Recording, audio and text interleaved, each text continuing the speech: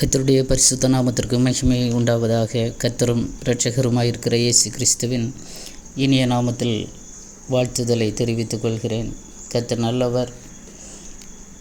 ஒவ்வொரு நாளும் அற்புதமாய் ஆச்சரியமாய் வழி நடத்துகிற தேவாதி தேவனை நன்றி நிறைந்த இருதயத்தோடு நாம் துதிப்போம், ஸ்தோத்தரிப்போம். கர்த்தர் நல்லவர். இந்த நாளிலே கூட சற்று நேர சிந்தனைக்கு ஆதாரமாக ஒரு வசனத்தை வாசிக்க விரும்புகிறேன். சகரியா தீர்க்கதரிசன புஸ்தகம் 12வது அதிகாரம் 1வது வசனம் மற்றும் சகரியா தீர்க்கதரிசன புஸ்தகம் 13வது அதிகாரம் 8, 9 ஆகிய வசனங்கள். இஸ்ரவேலை குறித்து கர்த்தர் சொன்ன வார்த்தையின் பாரம் வானங்களை விரித்து பூமியை அஸ்திபாரப்படுத்தி மனுஷனுடைய ஆவியை அவனுக்குள் உண்டாக்குகிற கர்த்தர் சொல்லுகிறது என்னவென்றால், சகரியா 13, 8, 9, தேசமெங்கும் சம்பவிக்கும் காரியம் என்னவென்றால், அதில் இருக்கிற 2 பங்கு மனுஷர் சங்கரிக்கப்பட்டு மாண்டு போவார்கள், 3ஆம் பங்கோ அதில் மீதியாய் இருக்கும். அந்த 3ஆம் பங்கை நான் அக்கினிக்கு உட்பட பண்ணி வெள்ளியை உருக்குகிறது போல அவர்களை உருக்கி பொன்னை புடமிடுகிறது போல அவர்களை புடமிடுவேன். அவர்கள் என் நாமத்தை தொழுது கொள்வார்கள். நான் அவர்கள் விண்ணப்பத்தை கேட்பேன். இது என் ஜனம் என்று நான் சொல்லுவேன். கர்த்தர் என் தேவன் என்று அவர்கள் சொல்லுவார்கள். ஆமென். இஸ்ரவேலை குறித்ததான தீர்க்க தரிசன வசனங்கள் இங்கே சொல்லப்பட்டிருக்கிறது. எழுத்தின்படி இஸ்ரவேல் ஜனங்களை குறித்து சொல்லப்பட்டிருந்தாலும் ஆவிக்குரிய இஸ்ரவேலராகிய ஒவ்வொரு தேவ பிள்ளைகளுக்கும் இந்த வார்த்தைகள் பொருந்தும். ஏன்னா இந்த உலகத்தின் முடிவிலே கடைசியிலே தேசத்திலே நடக்கிறதான பலவிதமான பயங்கரமான சம்பவங்கள், மிக கடினமான சூழ்நிலைகள் சம்பவிக்கும் என்று பரிசுத்த வேதாகமத்திலே தீர்க்கதரிசிகள் மூலமாகவும் அப்போஸ்தலர்கள் மூலமாகவும் இயேசு கிறிஸ்து தன்னுடைய வார்த்தையின் மூலமாகவும் எழுதி வைத்திருக்கிறார். அப்படிப்பட்டதான கடுமையான காலகட்டங்களிலே கூட ஒரு பங்கை கர்த்தர் தனக்காக சுத்திகரித்து அவர்களை புடமிட்டு தன்னுடைய சம்பத்தாக கர்த்தர் சேர்த்து கொள்ளுகிறார் என்று நாம் வேதத்திலே பார்க்க முடிகிறது. எப்பேற்பட்ட துன்பங்கள், கஷ்டங்கள், நெருக்கங்கள், போராட்டங்கள் மத்தியிலும் ஒரு கூட்டம் ஜனங்களை கர்த்தர் தமக்காக அவர் வைத்திருக்கிறார், தெரிந்தெடுத்து வைத்திருக்கிறார். அந்த ஜனங்களை அவர் சுத்திகரித்து அவர் பரிசுத்தப்படுத்தி புடமிட்டு தன்னுடைய ராஜ்யத்துக்கு நேராக அவர் வழி நடத்துகிறார், வழி நடத்தி கொண்டே இருக்கிறார், இன்னமும் நடத்துவார். ஆமென், அல்லேலூயா. அப்பேற்பட்ட ஜனங்களை கர்த்தர் எப்படி அவர் சுத்திகரிக்கிறார், அந்த சுத்திகரிப்பின் போது அவர்கள் எவ்வண்ணமாக காணப்படுகிறார்கள், அதற்கு பின்பு அவர்களுடைய நிலைமை எப்படி காணப்படுகிறது, அது சுத்திகரிக்கப்பட்ட அல்லது பரிசுத்தமாக்கப்பட்ட அந்த ஜனங்களை கர்த்தர் தம்மோடு சேர்த்து கொள்ளுகிறார் என்பதை எல்லாம் நாம் வேதத்திலே புரிந்து கொள்ள முடியும். அதாவது இந்த வசனங்களை கடந்த சில நாட்களுக்கு முன்னதாகவே இந்த வசனத்தை தியானிக்கவும் ஆவியானவர் ஒரு சில காரியங்களை என்னோடு கூட இடைப்பட்டார். மிக தாழ்மையோடு நான் இந்த வார்த்தைகளை உங்களோடு பகிர்ந்து கொள்ள விரும்புகிறேன். ஏன்னா இந்த நாட்களிலே ஆவிக்குரிய இஸ்ரவேலராகிய தேவ பிள்ளைகள் அந்த பரலோக ராஜ்யத்தை வாஞ்சித்து ஓடிக்கொண்டிருக்கிற ஒவ்வொரு தேவ பிள்ளைகளுடைய வாழ்க்கையிலும் பலவிதமான சோதனைகள், பாடுகள், நெருக்கங்கள், கஷ்டங்கள் சூழ்ந்து காணப்படுகிறது. அந்த நேரங்களெல்லாம் நம்ம நினைக்கிறது ஒன்று, எனக்கு ஏன் இப்படி இந்த சம்பவிக்கிறது, ஏன் இப்பேற்பட்ட கஷ்டங்கள், நெருக்கங்கள் என்று பலர் சோர்ந்து போயிருக்கிறோம், தளர்ந்து போயிருக்கிறோம்.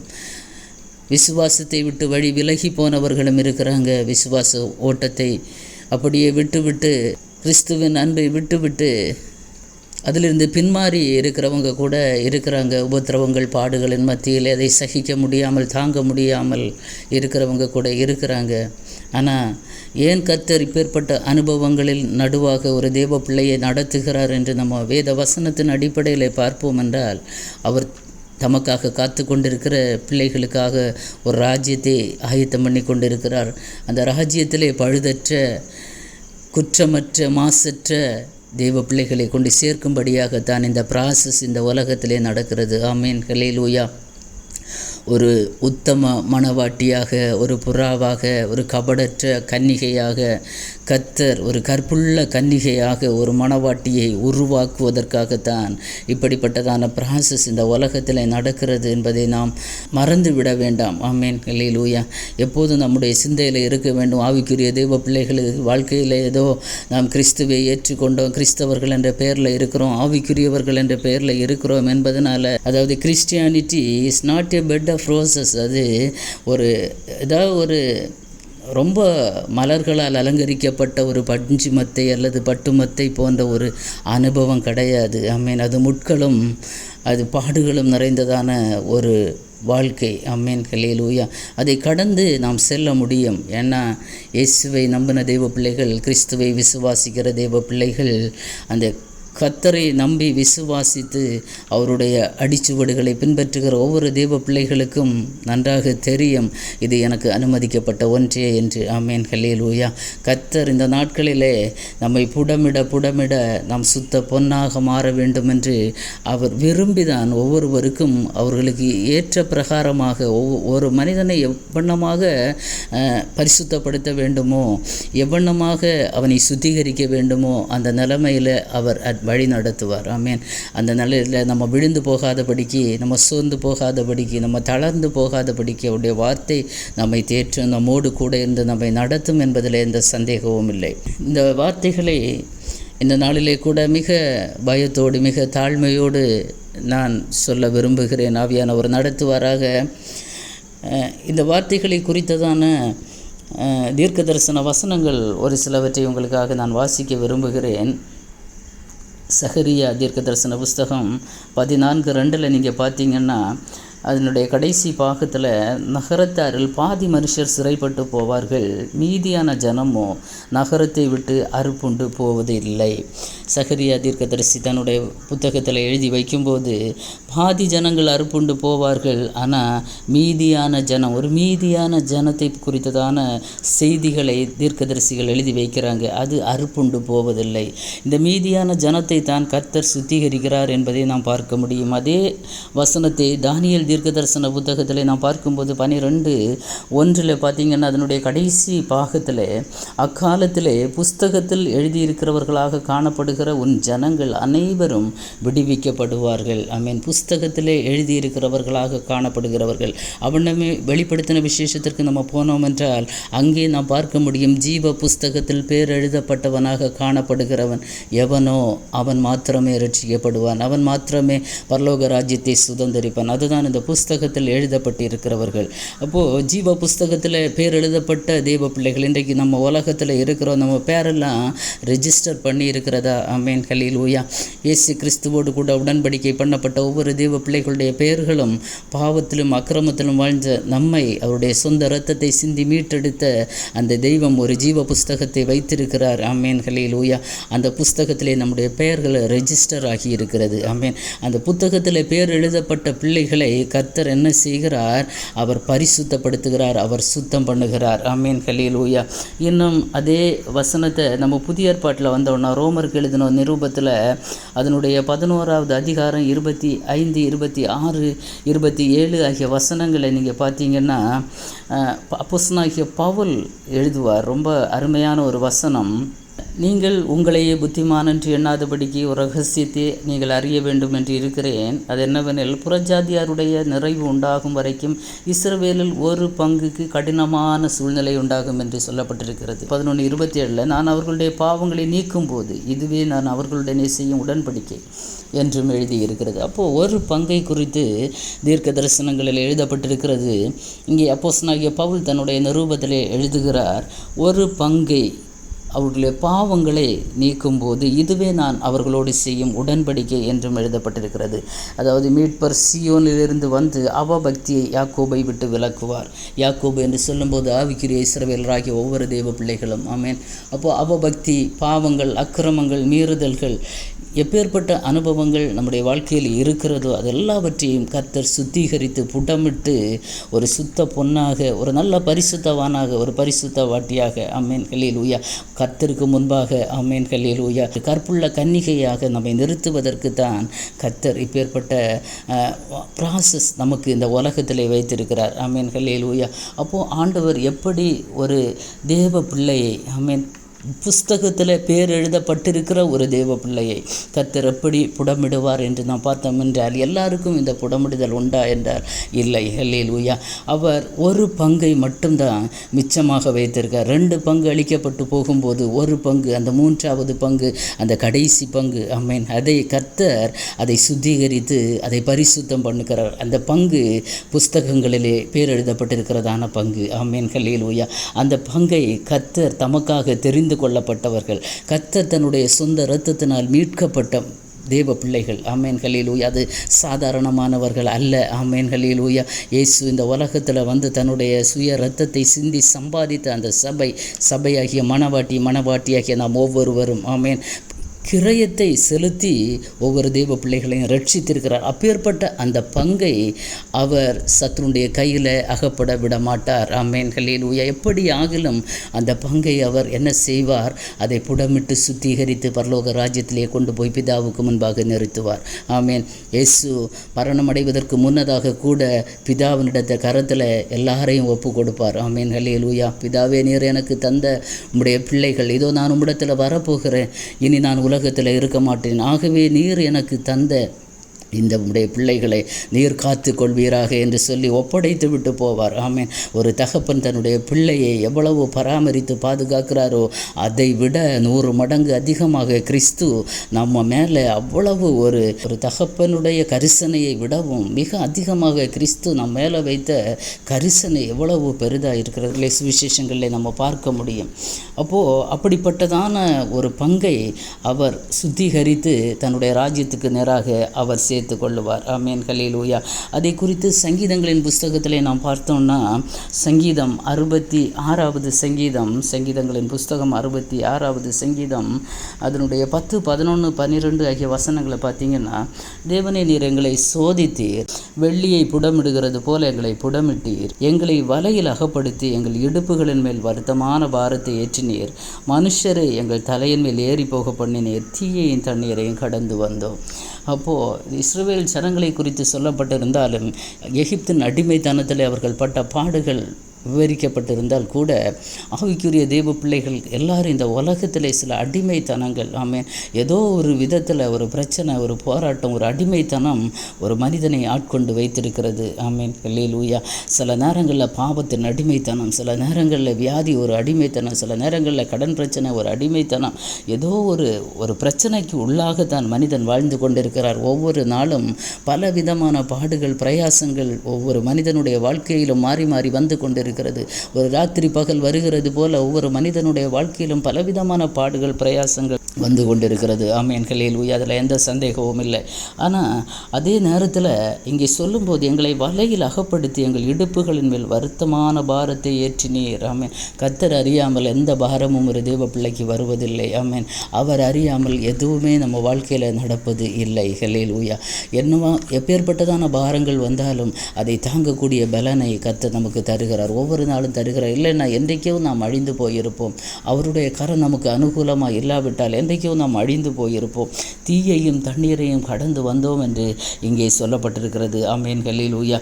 இன்னமாக நம்ம பார்த்தோம்னா ரொம்ப அருமையான வசனங்கள் நம்ம பார்க்க முடியும். ஏன்னா தீர்க்க தரிசன புத்தகங்களிலே கர்த்தர் சொல்லி ஒரு மனுஷனை கர்த்தர் உருவாக்குகிற விதம், தனக்கான ஒரு பங்கை ஆமென் தான் ஆயத்தமாக்கி வைத்திருக்கிற அந்த ஸ்தானத்திலே கொண்டு மகிமையான அந்த இடத்திலே கொண்டு சேர்க்கும்படியாக கர்த்தர் தனக்கான பங்கை, தன்னுடைய சம்பத்தை அவர் உருவாக்குகிற விதம் ரொம்ப ரொம்ப ரொம்ப வித்தியாசமானது. நம்முடைய சிந்தனைக்கு உட்படாதது, நம்முடைய எண்ணங்களுக்கோ நம்முடைய புத்திக்கு எட்டாத விதமாக அவர் ஒவ்வொரு தேவ பிள்ளைகளையும் என்ன செய்கிறார்? பரிசுத்தம் பண்ணுகிறார். ஆமென் ஹல்லேலூயா. அதுதான் இந்த சகரியாவின் புஸ்தகம் 13:9 பார்த்தீங்கன்னா, நான் 3ஆம் பங்கை அக்கினிக்கு உட்பட பண்ணி வெள்ளியை உருக்குகிறது போல அவர்களை உருக்கி பொன்னை புடமிடுகிறது போல் அவர்களை புடமிடுவேன். அவர்கள் என் நாமத்தை தொழுது கொள்ளுவார்கள். ஆமீன். இவ்வளவு ப்ராசஸ் பண்ணின பிறகு கூட கர்த்தர் சொல்லுகிறார், அவர்கள் என் நாமத்தை தொழுது கொள்ளுவார்கள், நான் அவர்கள் விண்ணப்பத்தை கேட்பேன். அப்போது தேவ பிள்ளைகளுடைய விண்ணப்பத்தை கர்த்தர் கேட்க வேண்டும் என்றால், நாம் அவருக்கு பிள்ளைகளாக மாற வேண்டும் என்றால், நமக்கு அவர் தேவனாக மாற வேண்டும் என்றால், அவர் நம்மை பரிசுத்தப்படுத்துகிறார். ஆமென். ஹல்லேலூயா. அது ஏசாயா தீர்க்கதரிசன புஸ்தகம் 4வது அதிகாரம் 3-4 நம்ம பார்த்தோம்னா, அப்பொழுது ஆண்டவர் சீயோன் குமாரத்தின் அழுக்கை கழுவி நியாயத்தின் ஆவியினாலும் சுட்டரிப்பின் ஆவியினாலும் எருசலேமின் இரத்த பழிகளை அதன் நடுவிலிருந்து நீக்கி விடும்போது, சீயோனில் மீதியாயிருந்து எருசலேமில் தரித்திருந்து ஜீவனுக்கென்று பெயரெழுதப்பட்ட எவனும் பரிசுத்தன் என்று சொல்லப்படுவான். ஆமேன். ஹல்லேலூயா. கர்த்தர் சீயோன் குமாரத்தின் அழுக்கை கழுவார். ஆமேன். இங்கே சொல்லப்பட்டிருக்க சீயோன் குமாரத்தி. ஆமேன். ஹல்லேலூயா. கர்த்தரால் ரட்சிக்கப்பட்ட ஒரு பிள்ளை. ஆமேன். கர்த்தருடைய இரத்தத்தால் மீட்கப்பட்ட ஒவ்வொரு பிள்ளைகளும் சீயோன் குமாரத்திகள் என்ற அந்த பெயருக்குள்ளாக வருகிறோம். ஆனாலும் அழுக்கை கழுவி எல்லாரும் பரிசுத்தமாக இருக்கிறோமா என்றால் இல்லை. ஆமென். ஹல்லேலூயா. அந்த உலகத்தில் எல்லாரும் அக்கிரமங்களும் பாவங்களும் செய்து தேவ மகிமை அற்றவர்களாக இருக்கிறோம் என்று பரிசுத்த வேதமாகவும் நமக்கு சொல்லுகிறது. அப்படியானால் அப்படிப்பட்ட அனுபவத்தில் இருக்கிறதான நம் ஒவ்வொருவரையும் கர்த்தர் கழுவி சுத்திகரிக்க வேண்டியது அவசியமாக இருக்கிறது. ஆமென். எப்படி சுத்திகரிக்கிறாரா? நியாயத்தின் ஆவியினாலும் சுட்டரிப்பின் ஆவியினாலும். ஆமென். அதை நீக்கி சீயோனில் மீதியாயிருக்கிற தேவ பிள்ளைகளே. ஆமென். ஹல்லேலூயா. அது மட்டுமல்ல, ஜீவனுக்கு என்று பெயர் எழுதப்பட்டவன் எவனும். ஆமென். ஹல்லேலூயா. அந்த ஜீவ புஸ்தகத்திலே பெயர் எழுதப்பட்டவன் எவனும் எல்லா மனுஷனையும் பரிசுத்தன் என்று சொல்லப்படுவான். ஆமென். ஹல்லேலூயா. அதான் தானியேல் தீர்க்க தரிசன புஸ்தகத்திலே நம்ம பார்க்கிறோம். புஸ்தகத்தில் பெயர் எழுதப்பட்டவர்கள். ஆமென். ஹல்லேலூயா. அந்த ஜீவ புஸ்தகத்தில் பெயர் எழுதப்பட்டு இருக்கிற பிள்ளைகள், அந்த ரெஜிஸ்டர் பண்ணி இருக்கிற பிள்ளைகளை கர்த்தர் அனுதினமும் பரிசுத்தப்படுத்தி கொண்டே இருப்பார். ஆமென். ஹல்லேலூயா. என்ன ஒரு சின்ன தவறுகள் வாழ்க்கையில் வந்தாலும் உடனடியாக கர்த்தர் அதை தட்டி கேட்பார். ஆமென். ஹல்லேலூயா. ஒன்றுமே கேட்கலன்னா கர்த்தருடைய திட்டத்திற்குள்ளாக நாம் இல்லை என்று அர்த்தம். ஆமென். அவருடைய புஸ்தகத்தில் நமக்கு பேர் இல்லை என்று அர்த்தம். ஆமென். மனம் போல வாழலாம், மனம் போன போக்கில் போய் கொண்டிருந்தாலும், எத்தனை பாவங்கள் அக்கிரமங்கள் செய்தாலும் கர்த்தர் கண்டுகொள்ளவே இல்லை.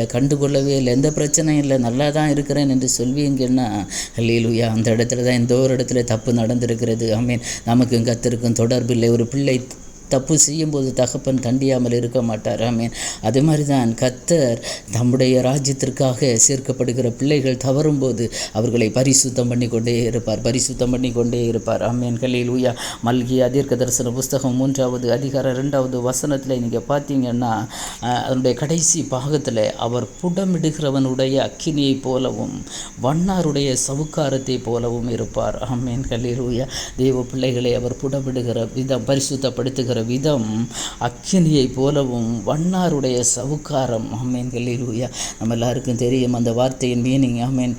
அழுக்கார, ஹல்லேலூயா, பாவங்களற, குற்றங்களற, மீறுதல்களற நம்மை கழுவி சுத்திகரிக்கிற தேவன். நாம் ஒரு துணி துவைக்கும் போது அதில் கொஞ்சம் அழுக்கை வைத்து கொண்டு மிச்சம் அழுக்கெல்லாம் போயிட்டு கொஞ்சம் தானே இருக்கட்டு என்று விட்டுவிட மாட்டோம். அதை ரொம்ப சுத்தமாக நம்ம என்ன செய்வோம், அதை வாஷ் பண்ணுவோம். ஆமென். ஹல்லேலூயா. நம்முடைய தேவன் அதை விட அதிகமாக நம்மை கழுவி சுத்திகரிக்கிற தேவனாக இருக்கிறார். ஆமென். ஹல்லேலூயா. அதே மல்கியா 3ஆம் அதிகாரம் 3ஆம் வசனத்தில் இன்னும் பார்த்தீங்கன்னா, அவர் உட்கார்ந்து வெள்ளியை புடமிட்டு சுத்திகரித்து கொண்டிருப்பார். அவர் லேவியின் புத்திரரை சுத்திகரித்து அவர்கள் கர்த்தருடையவர்களாய் இருக்கும்படிக்கும் நீதியாய் காணிக்கையை செலுத்தும்படிக்கும் அவர் பொன்னை போலவும் வெள்ளியை போலவும் புடமிடுவார். ஆமென். அவர் உட்கார்ந்து புடமிடுவார். ஆமென். ஹல்லேலூயா. தேவ பிள்ளைகளே, ஹல்லேலூயா. கர்த்தர் உட்கார்ந்து பொறுமையாக ஒவ்வொருவரையும் நம்ம எப்படி இருக்கிறோம், என்ன நிலைமையில் இருக்கிறோம், எப்பேற்பட்ட ஆண்டவருக்கு பிரியமில்லாத சுபாவங்கள், பாவங்கள், அக்கிரமங்கள், குற்றங்கள், மீறுதல்கள் வாழ்க்கையில் இருக்கிறதோ அதை ஒன்றொன்றாக நம்மை விட்டு அகற்றுவார். ஆமென். கர்த்தர் அவர் நேசிக்கிற பிள்ளைகளுக்கு தன்னுடைய ராஜ்யத்திலே சேர்த்து கொள்ள வேண்டும் என்று விரும்புகிற ஒரு பங்கு காணப்படுகிறதே, அந்த பங்குக்குள்ளாக இருக்கிற தேவ பிள்ளைகளை கர்த்தர் பரிசுத்தம் பண்ணுவார். ஆமென். வார்த்தையில் கூட நம்ம தவறி ஒரு வார்த்தை தவறுதலாக பேசினா கூட கர்த்தர் எச்சரிப்பார். ஒரு குற்றபோதம் நமக்கு உண்டாகும். ஆமென். ஒரு மனஸ்தாபம் உண்டாகும். ஐயோ, நான் இப்படி பேசி போட்டேனே, நான் இப்படி பேசிவிட்டேனே ஆண்டவரே என்று சொல்லி நம்ம எத்தனை பேர் தேவ சமூகத்தில் மன்னிப்பு கேட்கிறோம். ஆமென். ஏதோ ரொம்ப கோபத்தின் உச்சகட்டத்தில் அநேக நேரங்களில் எரிச்சல் உண்டாகிறது. கோபம் ரொம்ப மிகுதியாக வருகிறது. அந்த நேரத்தில் எல்லாம் அடுத்த நேரத்தில் யோசிக்கிற ஆண்டவரே மன்னிங்கப்பா. ஏன் தெரியுமா? தேவ சமூகத்தில் நம்மை தாழ்த்தி அடுத்த நிமிடம் நாம் ஜெபிக்கிறோன்னு பார்த்தீங்கன்னா நாம் அவருடைய ராஜ்யத்திற்கு போக வேண்டும் என்கிறதான ஒரு ஆசை, ஒரு வாஞ்சி நமக்கு இருக்கிறது. அவருடைய புஸ்தகத்திலே பேர் எழுதப்பட்டிருக்கிறது என்பதனால தான் அந்த பாவ உணர்வு நம்முடைய வாழ்க்கையிலே வந்து நம்மை பரிசுத்தம் அடைய செய்கிறது. ஆமென். பாவங்களை மறைக்கிறவன் வாழ்வடைய மாட்டான். அறிக்கை செய்து அதை விட்டுவிட நமக்கு ஒரு முகாந்திரத்தை தருகிறது, ஒரு உந்துதலை தருகிறது. நீ பேசினது பாவம், நீ சிந்தித்தது பாவம், அல்லேலூயா, நீ செய்தது பாவம், நீ பார்த்தது பாவம் என்கிறதான ஒரு குற்ற உணர்வை தருகிறது என்றால் ஆமென், அல்லேலூயா, அந்த பரலோக ராஜ்யத்தில் நம்மவும் பேரெழுதப்பட்டு இருக்கிறோம். அந்த கர்த்தருடைய அந்த 3வது பங்கு, அந்த கடைசி பங்கில் நாமும் இருக்கிறோம் என்பதை இதிலிருந்து நாம் புரிந்து கொள்ள முடியும். அவர் உட்கார்ந்து புடமிடுவாராம். ஆமென். அல்லேலூயா. இந்த வசனங்களை வீடுகளில் வாசிங்க. ரொம்ப பயத்தோடு நான் சொல்கிறேன், தாழ்மையோடு சொல்கிறேன். தேவ பிள்ளைகளே, இந்த நாட்களிலே கர்த்தர் நம்மை பரிசுத்தம் பண்ணுகிற விதங்கள் ரொம்ப வித்தியாசமான விதங்கள். ஆமென். அல்லேலூயா. ஏசாயா தீர்க்கதரிசன புஸ்தகத்தில் நம்ம பார்த்தோம்னா அதனுடைய 1வது அதிகாரம், ஏசாயா தீர்க்கதரிசன புஸ்தகம் 1வது அதிகாரம் 25, 26, 27 வசனங்களை நீங்கள் பார்த்தீங்கன்னா, நான் என் கையை உன்னிடமாய் திருப்பி உன் களிம்பு நீங்க உன்னை சுத்தமாய் புடமிட்டு உன் ஈயத்தையெல்லாம் நீக்குவேன். ஹல்லேலூயா. கர்த்தர் எப்படி செய்வாராம்? கையை நீட்டி, ஹல்லேலூயா, கையை நம்ம பக்கம் திருப்பி களிம்பு நீங்க உன்னை சுத்தமாய் புடமிட்டு. ஆமென். ஒரு பாத்திரத்தை எவ்வளமாக நம்ம சுத்தமாக்குகிறோம், அதனுடைய அழுக்குகளை களிம்புகள் எவ்வளவு நம்ம அழகாக சுத்தம் பண்ணுகிறோம். ஆமென்.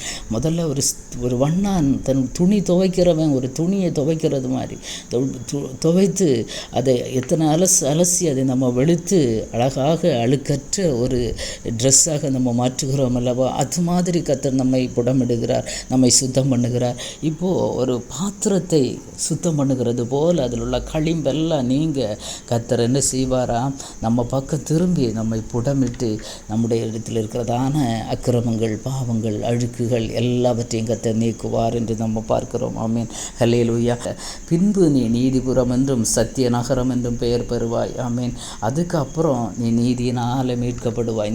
நீதியினால், நியாயத்தினாலும் மீட்கிற தெய்வம். ஆமென். ஹல்லேலூயா. சீயோன் நியாயத்தினாலும் அதிலே திரும்பி வருகிறவர்கள் நீதியினாலும் மீட்கப்படுவார்கள் என்று நாம் இங்கே இந்த வசனத்திலே பார்க்கிறோம். ஹல்லேலூயா. இன்னுமாக நம்ம ஏசாயா 48:10 பார்த்தீங்கன்னா, உன்னை புடமிட்டேன் வெள்ளியை போலல்ல. இந்த வசனம் அநேக இடத்துல வருகிறது. உபத்திரவத்தின் குகையிலே உன்னை தெரிந்து கொண்டேன். ஆமென். அநேக தெய்வ பிள்ளைகளுக்கு இன்றைக்கு இருக்கிறதான பிரச்சனை இதுதான். ஹல்லேலூயா. உபத்திரவங்கள், பாடுகள் வரும்போது சோர்ந்து போய் தளர்ந்து போய் ஆண்டவரே ஏன் இப்படி என்று சொல்லி ரொம்ப வேதனையோடு இருக்கிற தேவ பிள்ளைகளே, கர்த்தர் உங்களை தெரிந்து கொண்டிருக்கிறார். ஆமென். ஹல்லேலூயா. உபத்திரவத்தின் குகையிலே கர்த்தர் தெரிந்து கொண்டிருக்கிறார் என்பதை மறந்துவிட வேண்டாம். ஆமென். ஹல்லேலூயா. கர்த்தர் தமக்கு முன்பாக ஒரு கற்புள்ள கன்னிகையாக உங்களை கொண்டு சேர்க்கும்படியாக நம்ம ஒவ்வொருவரையும் அவர் ஏன் இப்பேற்பட்ட அனுபவத்திற்குள்ளாக நடத்துகிறார் என்று நம்ம பார்த்தோம்னா, எப்படியாகிலும் இந்த உலகத்தோடு அழிந்து போகாதபடிக்கு, அந்த நரகத்திலே நாம் போகாதபடிக்கு, அந்த பரலோக ராஜ்யத்தின் மேன்மையை நாம் பெற்றுக்கொள்ள வேண்டும், அந்த மகிமைக்குள்ளாக பிரவேசிக்க வேண்டும் என்பதற்காக மாத்திரமே இப்பேற்பட்ட அனுபவத்திலே கர்த்தர் நம்மை நடத்துகிறார். ஆமென். ஹல்லேலூயா. கொரிந்தியருக்கு எழுதின நிருபத்திலே பவுல் சொல்லுவார், அது எல்லாருக்கும் நமக்கு ரொம்ப மிக தெரிந்த ஒரு வசனம்.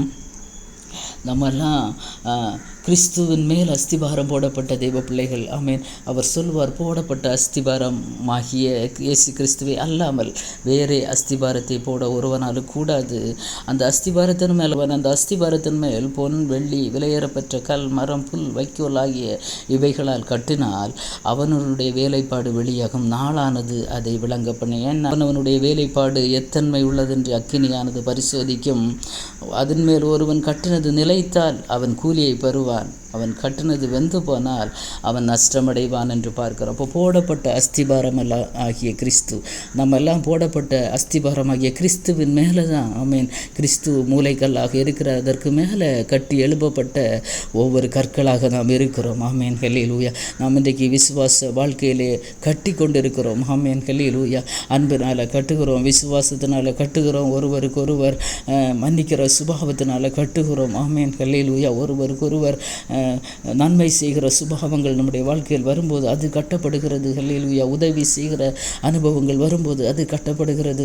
ஹல்லேலூயா. இன்னும் பல விதங்களில் நற்கிரியைகள் செய்து நாம் கட்டி எழுப்பி கொண்டிருக்கிறோம். ஜபத்தினால் கட்டி எழுப்புகிறோம், வேத தியானிப்பினால் கட்டி எழுப்புகிறோம், உபவாசத்தினால் கட்டி எழுப்புகிறோம், விண்ணப்பங்களினால் வேண்டுதல்னால் கட்டி எழுப்புகிறோம், திறப்பிலே நின்று கட்டி எழுப்புகிறோம் ஆத்துமாக்களுக்காக. இப்படி பல விதங்களிலே நாம் கட்டி எழுப்புகிறோம்.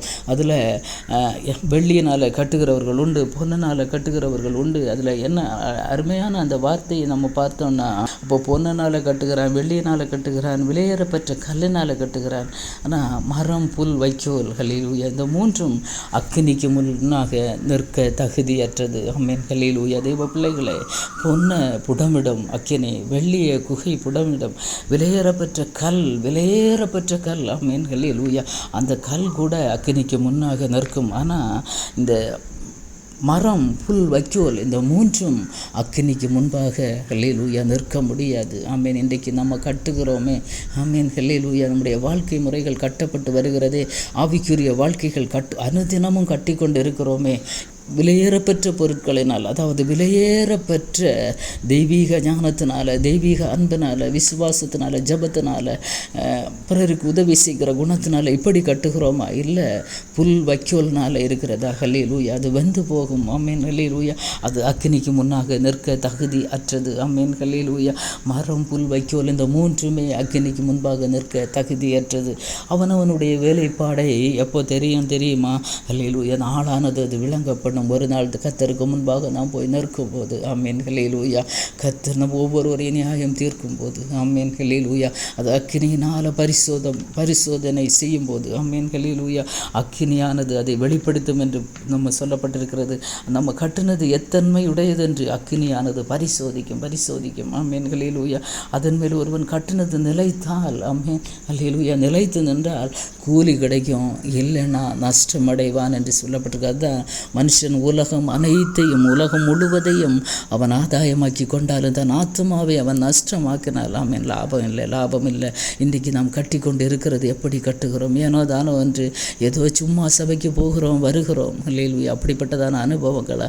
இல்லை, உண்மையும் உத்தவமாக எப்படியாகலும் அந்த பரலோக ராஜ்யத்துக்குள்ளே நான் பிரவேசிக்க வேண்டும் என்கிறதான ஒரு உத்வேகத்தோடு நாம் கட்டி கொண்டு இருக்கிறோமா? அன்பனால் கட்டுகிறோமா? விசுவாசத்தினால் கட்டுகிறோமா? ஜபத்தினால் கட்டுகிறோமா? கர்த்தருக்கு கொடுக்கிறதுனால கட்டுகிறோமா? தெய்வ பிள்ளைகளை, எப்படி இருக்கிறது இன்றைக்கு? ஹல்லேலூயா. நம்முடைய ஆவிக்குரிய வாழ்க்கை, மூளைக்கல்லாகிய கிறிஸ்துவின் மேல் கட்டுகிறோமா? இல்லை. ஹல்லேலூயா. மணலின் மேல் கட்டுகிற அனுபவங்கள் இருக்கிறதா? ஹல்லேலூயா. நம்முடைய அஸ்திபாரங்கள் ஸ்ட்ராங்காக இருந்தால் தான் நாம் கட்டுகிறது நிலைத்திருக்கும். அஸ்திபாரம் சரியில்லாமல் இருந்தால் நாம் கட்டுகிறது நிலைத்திருக்காது என்பதை நாம் புரிந்து கொள்ள வேண்டும். ஹல்லேலூயா.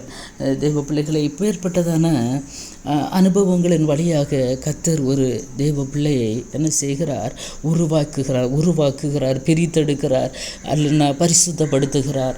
தன்னுடைய ராஜ்யத்துக்கு நேராக அவர் நடத்தும்படியாக சித்தம் கொண்ட தெய்வ பிள்ளைகளுக்கு இப்பேற்பட்டதான அனுபவத்தின் வாயிலாக அவர் நடத்துகிறார் என்பதை பரிசுத்த வேதாகமம் நமக்கு சுட்டி காண்பிக்கிற அந்த வசனங்களை மாத்திரம் உங்களுக்கு நான் வாசித்து விட்டிருக்கிறேன். நீங்கள் வீடுகளில் இந்த வசனங்களை தியானிங்க.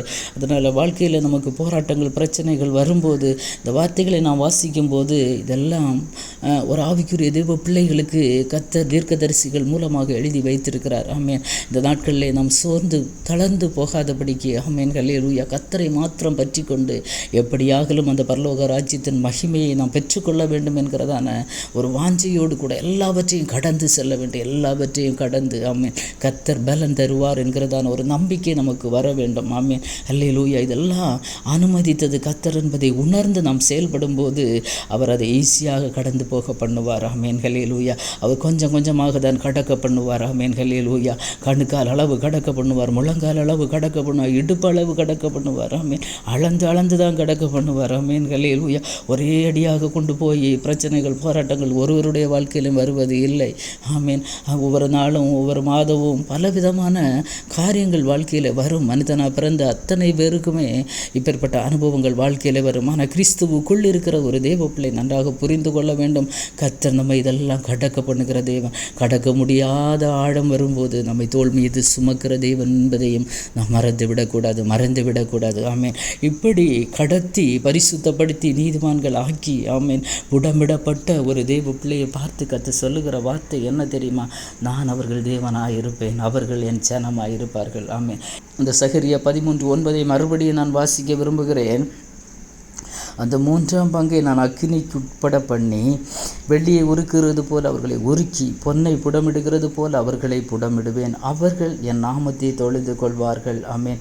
நான் அவர்கள் விண்ணப்பத்தை கேட்பேன். இது என் ஜனம் என்று நான் சொல்லுவேன், கர்த்தர் என் தேவன் என்று அவர்கள் சொல்லுவார்கள். ஆமேன் ஹல்லேலூயா. எவ்வளவு அருமையான வார்த்தை. ஆமாம். எவ்வளவு நம்பிக்கையோடு கர்த்தர் நம்மை சுத்தம் பண்ணுகிறார். ஆமேன் ஹல்லேலூயா. கர்த்தர் ஒரு தேவ பிள்ளையை பரிசுத்தம் பண்ணுகிறது. ஹல்லேலூயா. அவர் ஒரு நம்பிக்கையோடு பண்ணுகிறார்.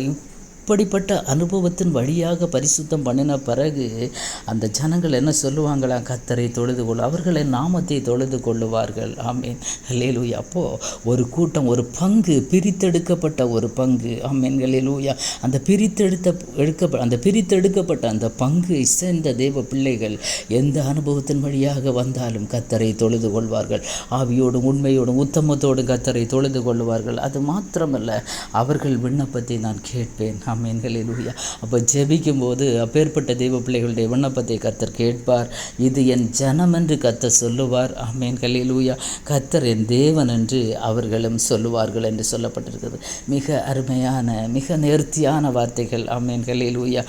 அன்பான தெய்வ பிள்ளைகளை, அது மாத்திரமல்ல, அப்பேற்பட்ட தெய்வ பிள்ளைகளை பார்த்து தான் ஏசாயா 43:1-2 நீங்கள் பார்த்தீங்கன்னா கர்த்தர் சொல்லுவார், உன்னை சிருஷ்டித்தவர், உன்னை உருவாக்கினவருமாகிய கர்த்தர் சொல்லுகிறது, பயப்படாத, உன்னை நான் மீட்டு கொண்டேன். ஆமேன். எப்படி மீட்டு கொண்டேன்? அக்கினியில் புடமிட்டேன், உன்னை குகையில் புடமிட்டேன், உன்னை சவுக்காரத்தை போல, வண்ணானுடைய சவுக்காரத்தை போல உன்னை புடமிட்டேன். ஆமேன் ஹல்லேலூயா. உன்னை கழும்பி நீங்க உன்னை சுத்திகரித்தேன். இப்பேற்பட்ட அனுபவத்தின் வழியாக கடந்து வந்த ஒரு தேவ பிள்ளையை பார்த்து கர்த்தர் சொல்லுவார். ஆமேன் ஹல்லேலூயா. பயப்படாத, உன்னை நான் மீட்டு கொண்டிருக்கிறேன். ஹல்லேலூயா. உன்னை பேர் சொல்லி அழைத்த நீ என்னுடையவன்.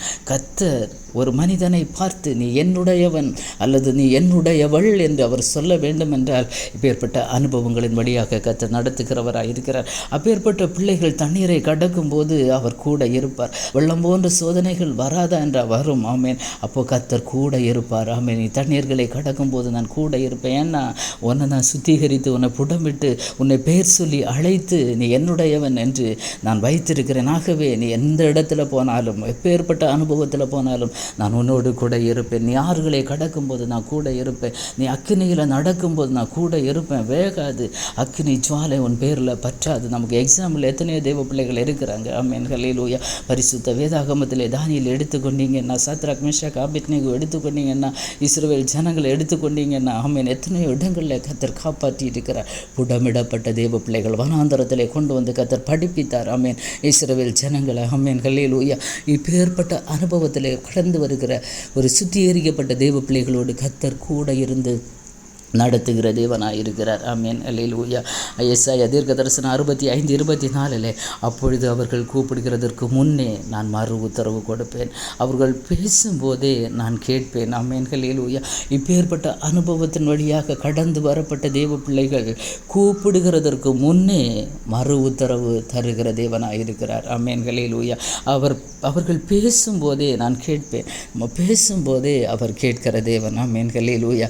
நாம் தானியேலை எடுத்துக்கொண்டோம் என்றால், தானியேலுடைய வாழ்க்கையில் பார்த்தீங்கன்னா, வேண்டிக் கொள்ளுகிறதற்கு முன்னே தானியேலுக்கு கட்டளை பிறந்தது. அந்த விஷயங்கள் நமக்கு தெரியும். அங்கே நான் போக வரும். அப்படியானால் அப்பேற்பட்ட அனுபவத்தின் வழியாக கடந்து வருகிற பிள்ளைகள் கூப்பிடும் போதே கர்த்தர் கேட்பார். ஆமேன் ஹல்லேலூயா. பேசும்போதே கேட்பார். கூப்பிடுக்கு முன்னே பதில் உண்டாகும். நம்ம எதற்காக கூப்பிட போகிறோம் என்பதை தெரிந்தே அவர் நமக்கு பதில் தருகிற தேவனாயிருக்கிறார். ஆமேன் ஹல்லேலூயா. என்ன நம்ம பார்த்தோம்னா ஏசாயா 58:9 ஹல்லேலூயா, நீ கூப்பிடுவாய், நான் மறு உத்தரவு கொடுப்பேன், ஆமென், நீ சத்தமிடுவாய், இதோ நான் இருக்கிறேன் என்று கர்த்தர் சொல்லுவாராம். ஆமென், ஹல்லேலூயா. நம்ம கூப்பிடும்போது இதோ நான் இருக்கிறேன், வாலன்றியா கர்த்தர் சொல்லுவார், நான் இதோ இருக்கிறேன். ஆமென், ஹல்லேலூயா. இன்னும் ஏசாயா 35:10 இப்பேற்பட்ட தேவ பிள்ளைகள் தான் கர்த்தரால் மீட்கப்பட்ட பிள்ளைகள். ஆமென், ஹல்லேலூயா. கர்த்தரால் மீட்கப்பட்ட தேவ பிள்ளைகள் ஹல்லேலூயா திரும்பி ஆனந்த களிப்புடன் பாடி சீயோனுக்கு வருவார்கள். நித்திய மகிழ்ச்சி அவர்கள் தலையின் மேல் இருக்கும். சந்தோஷமும் மகிழ்ச்சியும் அடைவார்கள். சஞ்சலமும் தவிப்பும் ஓடிப்போம் என்று சொல்லப்பட்டிருக்கிறது. ஆமென், ஹல்லேலூயா. தேவ பிள்ளைகளே, அப்போது கர்த்தரால் மீட்கப்பட்ட பிள்ளைகள், கர்த்தரால் சுத்திகரிக்கப்பட்ட பிள்ளைகள், கர்த்தரால் உருவாக்கப்பட்ட பிள்ளைகளை பார்த்து கர்த்தர் சொல்லுகிறதான ஆசீர்வாதங்கள், நான் உன்னை உருவாக்குறேன், நீ என் தாசன், நீ என்னால் மறக்கப்படுவதில்லை. ஹல்லேலூயா. உன்னை நான் நினைத்திருக்கிறேன், நீ பேசும்போதே நான் கேட்பேன், நீ கூப்பிடுவதற்கு முன்னே நான் பதில் தருவேன். ஆமென், ஹல்லேலூயா. ஆமென், ஹல்லேலூயா. தேவ பிள்ளைகளே, அப்போது கர்த்தர் புடமிட்டப்பட்டு ஹல்லேலூயா கர்த்தர் தன்னுடைய பங்கை உருவாக்குகிற விதங்கள் சற்று கடினமாக இருந்தாலும், வேதனை தருவது போல இருந்தாலும், ஆமென், ஹல்லேலூயா, அந்த வேதனை ஹல்லேலூயா நமக்கு பிற்காலத்திலே ஒரு பெரிதான மகிமையை கொண்டு வரும் என்பதில் எந்த சந்தேகமும் இல்லை. ஆகவே இந்த நாட்களில் அநேக தேவ பிள்ளைகளுடைய வாழ்க்கையில் அநேகர் சொல்லுகிற வார்த்தை இதுதான், எனக்கு இந்த பிரச்சனையினால் நான் ரொம்ப துவண்டு போயிருக்கிறேன், வேதனைப்பட்டு கலங்கி போயிருக்கிறேன். ஹல்லேலூயா. தேசத்தில் ஜனங்கள் மத்தியில் என்னால் நடமாட முடியல. ஹல்லேலூயா. என்னால் எதுவுமே செய்ய முடியல, வெளியே வர முடியல. ஏற்பட்ட அனுபவங்களில் இருக்கிற பிள்ளைகள் தான் இன்றைக்கி அநேகமாக இருக்கிறாங்க. ஆனால் நம்ம ஒன்றை நினைத்து கொள்ள வேண்டும். ஆமென், கர்த்தர் நம்மை ஹல்லேலூயா புடமிட்டு நம்மை கர்த்தர் பரிசுத்தம் பண்ணுகிறார் என்பதை நாம் மறந்து விட வேண்டாம். ஆமென், கர்த்தர் நம்மை சுத்திகரிக்கிறார் என்பதையும் நாம் மறந்து விட வேண்டாம். ஆமென், ஹல்லேலூயா. அந்த நேரங்களில் மற்றவர்கள் பார்வைக்கு அற்பமானவர்களாகத்தான் நம்மை நினைப்பாங்க, மற்றவர்களுடைய பார்வைக்கு ஏளனமாகத்தான் இருக்கும். ஆமென், மற்றவர்களுடைய பார்வைக்கு சில நேரங்களில் ரொம்ப வெறுக்கப்பட்ட ஒரு அனுபவத்தில் கூட நீங்கள் உட்கார்ந்து இருக்கலாம். ஆனால் கர்த்தர் நம்மை புடமிட்டு நம்மை ஒரு சுத்த பொன்னாக மாற்றி ஒரு பரிசுத்த சந்ததியாக ஹல்லேலூயா தமக்கான பங்கு ஹல்லேலூயா அவர் சேர்த்து கொள்ளுகிற விதம் ரொம்ப ரொம்ப ரொம்ப ஆச்சரியமான விதம். அந்த பங்குக்குள்ளாக நாம் இருப்போம் என்றால் நாம் விலையேறப்பட்டவங்க. ஆமென், அந்த புஸ்தகத்தில் பேர் எழுதப்பட்டவர்களுக்கு மாத்திரமே கர்த்தர் இப்பேற்பட்ட அனுபவங்கள் மூலமாக பரிசுத்தப்படுத்தி தன்னுடைய ராஜ்யத்துக்கு நேராக வழி நடத்தி கொண்டிருக்கிறார் என்பதில் எந்த விதமான சந்தேகமும் இல்லை. ஆகவே தேவ பிள்ளைகளை, இந்த நாட்களில் பல அனுபவங்களில் இருக்கலாம், பல விதமான அனுபவங்களில். ஆமென், ஹல்லேலூயா.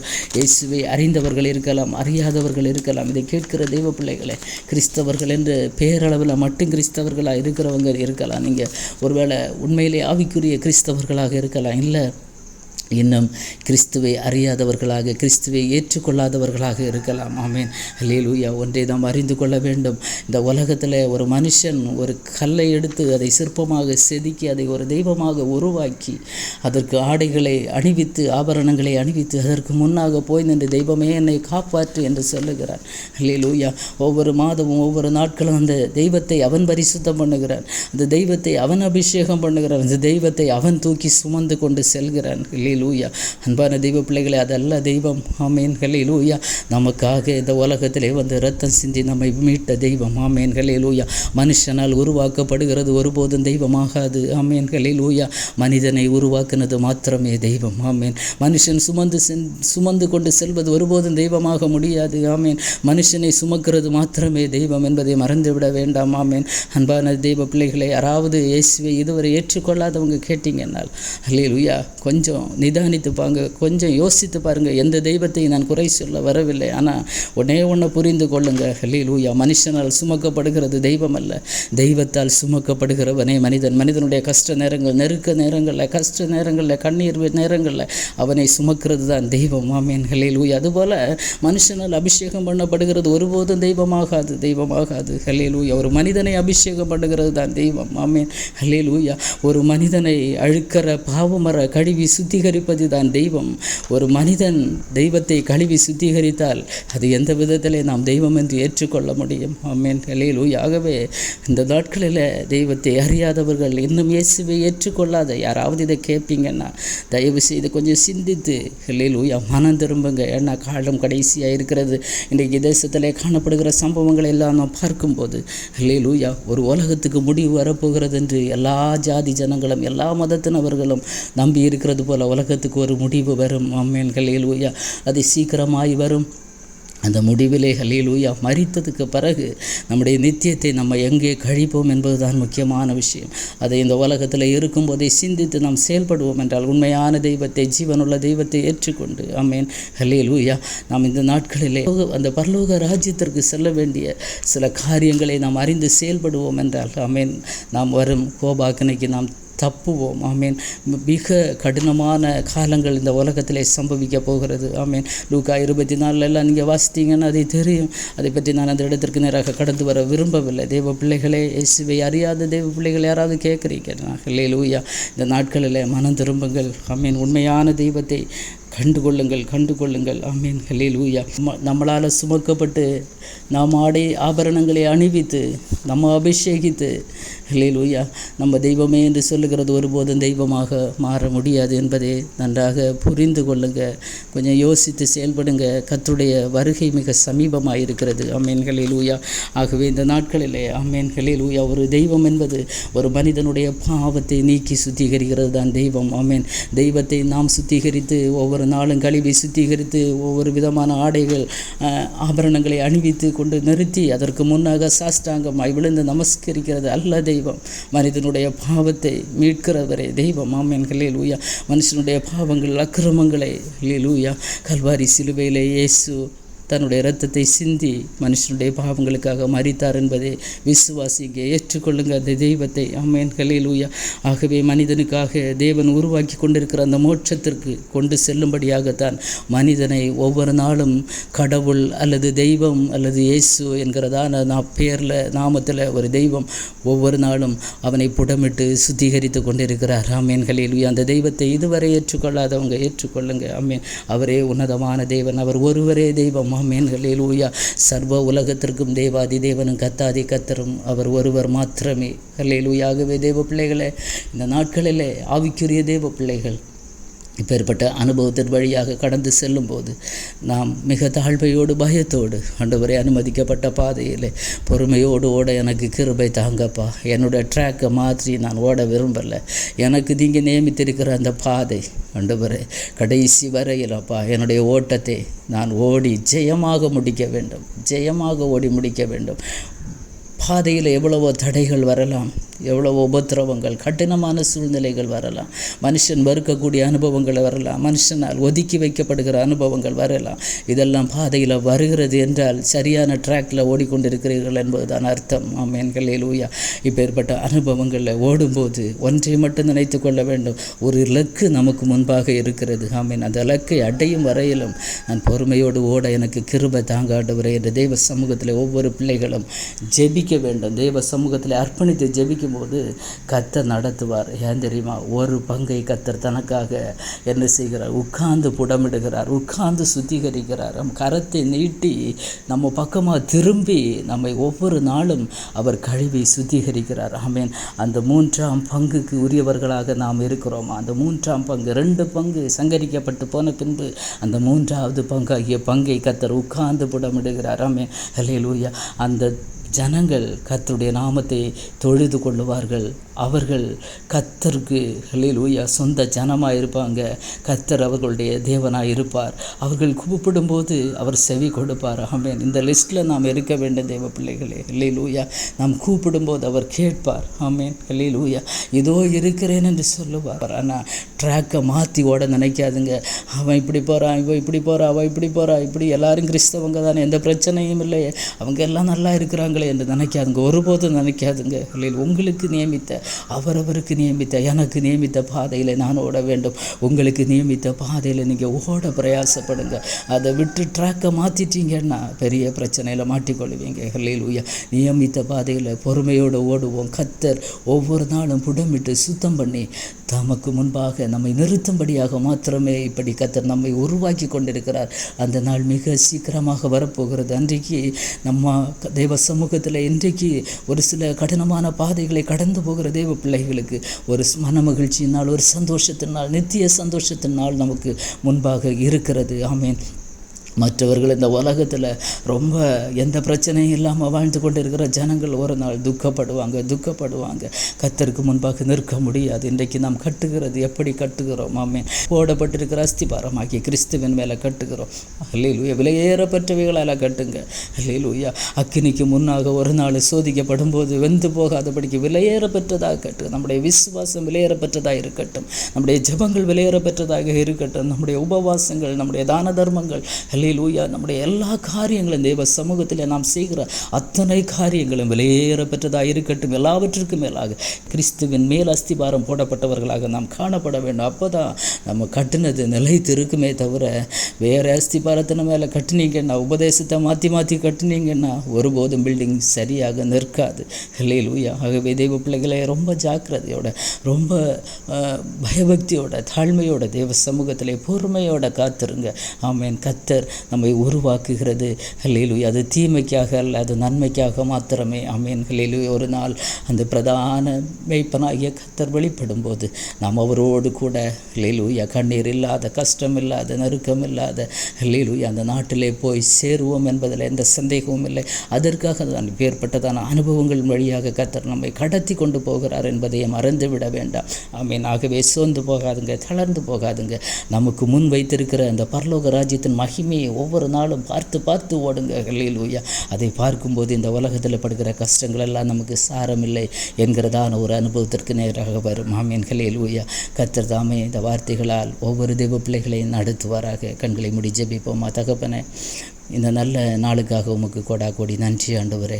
அப்பா, ஒரு பங்கை உமக்காக நீர் அப்பா ஆயத்தப்படுத்தி கொண்டிருக்கிறீர். இந்த உலகத்தில் புடமிட்டு ஆண்டவரே பரிசுத்தப்படுத்தி அல்லேலூயா களிம்பற அல்லேலூயா ஆண்டவரே ஒரு மாசற்ற குற்றமற்ற மனவாட்டியாக உருவாக்கி கொண்டிருக்கிறீர். இந்த நாட்களிலே உருவாக்கப்படுகிற நாட்களிலே வருகிறதான பாடுகள் பிரயாசங்களை கண்டு தெய்வ பிள்ளைகள் சோர்ந்து தளர்ந்து கர்த்தருடைய அன்பை விட்டு தூரம் போகாதபடி உங்கள் அன்புக்குள்ளே நிறுத்தி பாதுகாத்து கொள்ளுங்கப்பா. உங்கள் வருகை மட்டும் கர்த்தர் நிலைநிறுத்தி காத்து கொள்ளுங்க. இந்த அன்பிற்குள்ளே வராத தெய்வ பிள்ளைகள் இன்னும் எத்தனையோ பேர் இருக்கிறாங்கப்பா.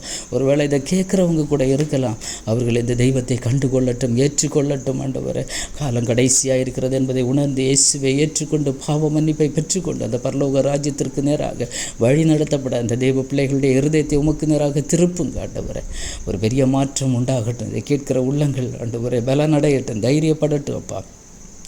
தங்களுக்கு முன்பாக வைத்திருக்கிறதான அந்த நித்திய ராஜ்யத்தை குறித்ததான அந்த நம்பிக்கையும் ஆண்டவரே அந்த விசுவாசத்தையும் கர்த்தர் வர்த்திக்க பண்ணுவீராக.